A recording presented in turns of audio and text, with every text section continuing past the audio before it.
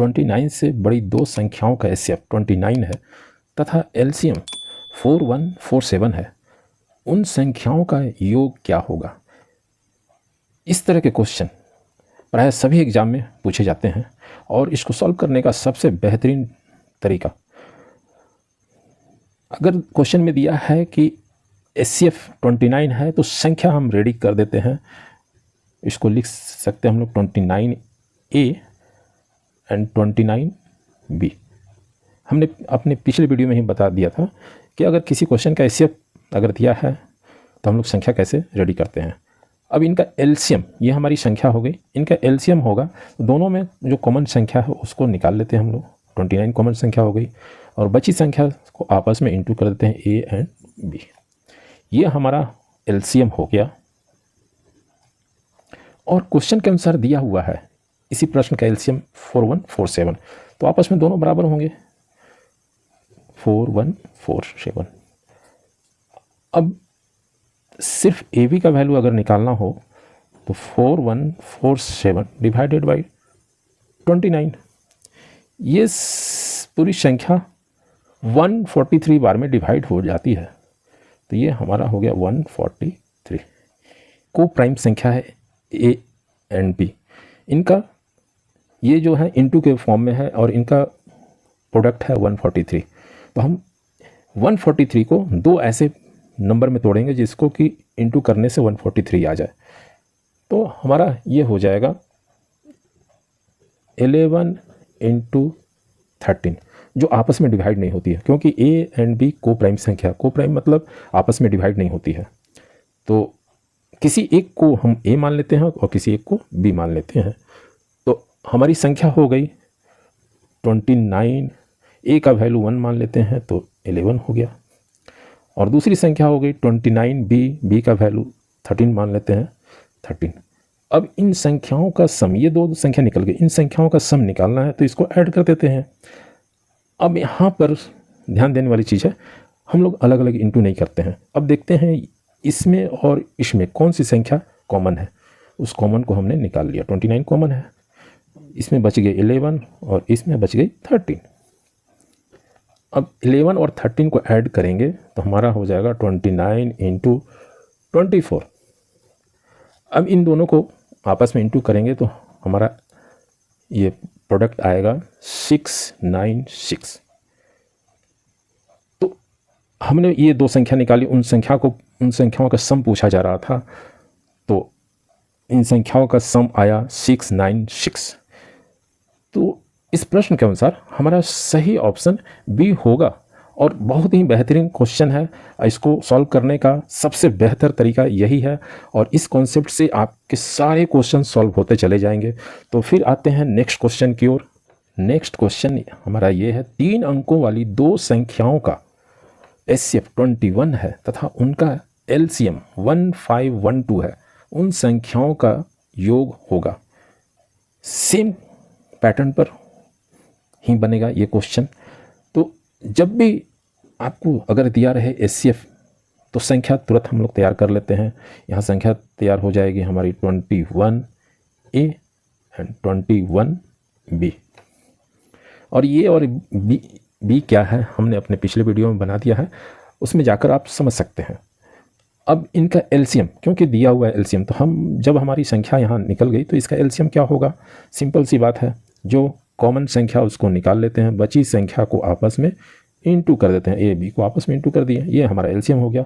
अब प्रश्न के अनुसार हमारा एलसीएम दिया हुआ है 1512, यानी दोनों ही एलसीएम उसी प्रश्न के हैं तो आपस में बराबर होंगे, तो 1512। यहाँ पर ए बी इक्वल हो जाएगा 1512 डिवाइडेड बाई 21। पूरी संख्या 72 बार में कट जाएगी, यानी यहाँ हमारा हो गया 72 ए बी का वैल्यू। और ए और बी को प्राइम संख्या, इस चीज़ को हमेशा ध्यान में रखना होगा। यहाँ इंटू है तो इंटू के रूप में इसे दो पार्ट में तोड़ना होगा, जो कि इंटू करने से 72 आ जाए और आपस में डिवाइड भी नहीं हो जो संख्या को तोड़ें। तो 72 को हम लोग ना 8 इंटू 9 कर सकते हैं और ये आपस में डिविजिबल नहीं है, तो ये को प्राइम संख्या होंगी।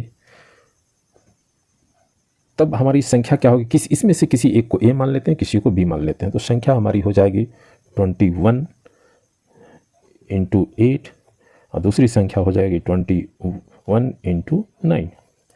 अब इन दोनों को ऐड करना है, योगफल निकालना, सम निकालना, तो ऐड कर दिया प्लस का साइन। अब दोनों में देखते हैं कॉमन संख्या क्या है, तो 21। बची संख्या हो गई 8 + 9, ये हमारा हो जाएगा 21 इंटू 17। अब इसको आपस में इंटू करेंगे तो हमारा यहाँ आंसर आ जाएगा 357।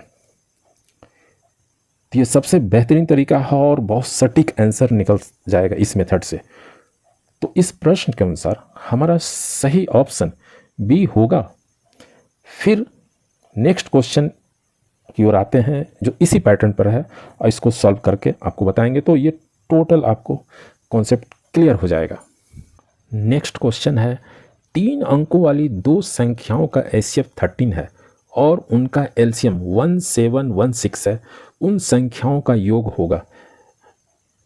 तो सबसे बड़ी चीज़ ध्यान देने वाली ये बात है कि 3 अंकों वाली दो संख्याओं, 3 हो या 4 हो या 2 अंक हो, ये सिर्फ कन्फ्यूजन पैदा करती है।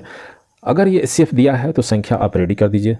तो प्रश्न के अनुसार हमारा HCF ये संख्या हो जाएगी 13A एंड 13B। अब यहाँ LCM का जिक्र किया गया है तो हम LCM ही निकालेंगे। तो इन संख्याओं का LCM हो जाएगा, LCM निकालने का सबसे बेहतरीन तरीका है, पहले कॉमन संख्या को निकाल लेते हैं, बची संख्या को आपस में इंटू कर देते हैं, 13AB।